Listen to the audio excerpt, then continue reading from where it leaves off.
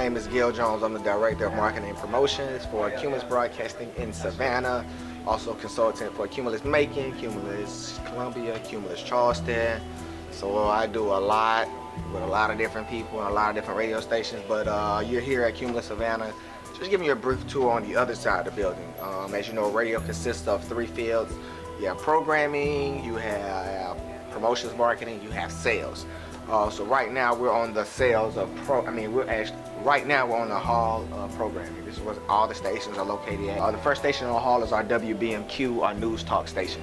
WBMQ is home of shows like Hannity, Geraldo, and things of that nature. The station is an AM station. It's an AM frequency that you can find on 630. And they actually have 2 studios. The reason they have 2 studios, at some points they're live and they do live shows. So you'll have one studio in where you have your producer and things at.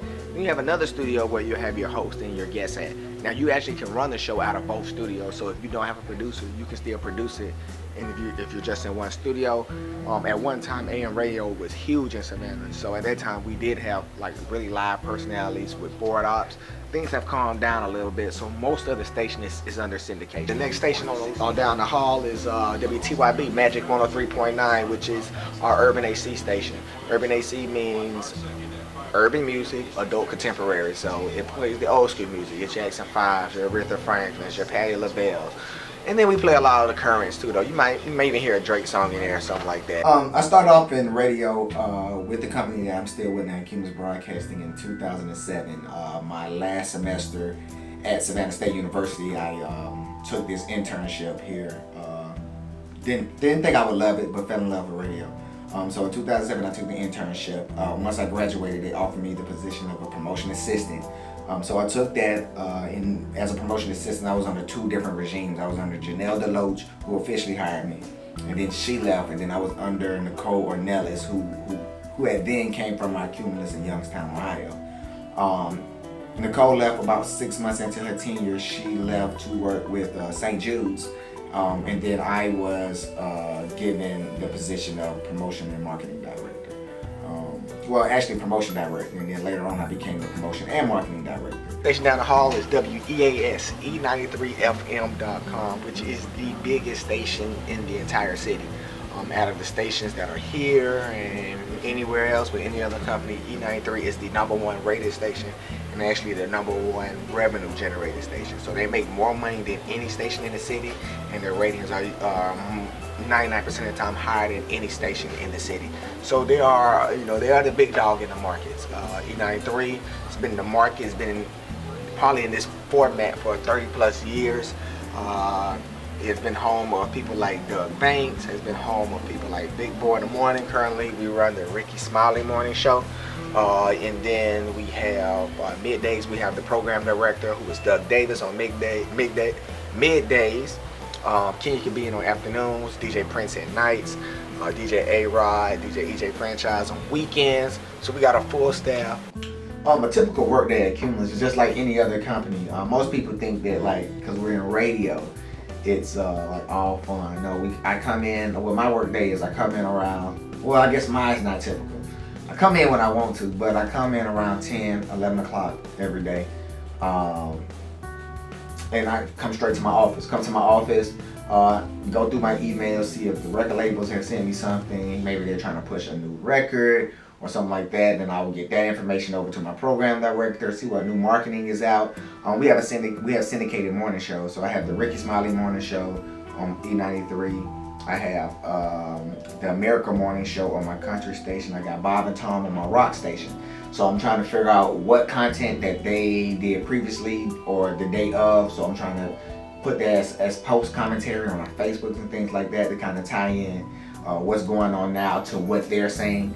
I go through, first thing I do is hit up all our Twitters, all our Facebook with whatever's relevant, a relevant story or a relevant contest. Hey, at 12 o'clock we're giving you a chance to win tickets to the Daytona 500. Listen for the cue to call.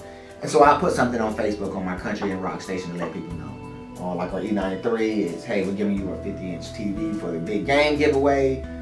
Put the graphic up on Twitter, Facebook, Instagram, blast it out, and so then that's done. So during the day, I have other people that will post on them, but I just get I get the ball rolling for the day.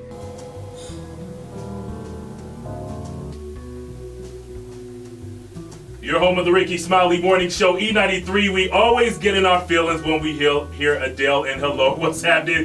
It's your big dog, Kenya Khabib. Hope you're doing good. You got a lot inside of the afternoon turn up, and I want you to keep it locked because coming up today, inside of the Foreplay at 4, I'm going to have you a chance to come up on these exclusive E93 tickets to go check out Tank, Avant, and Kiki Wyatt Thursday, February the 11th at the Civic Center for the Love Music and Soul Fest kickoff, all right? This is going down real big, and of course, we got your chance to win. We are your station for concerts, cash, and trips. E93. I think that radio is very important because there'll always be a need for radio locally.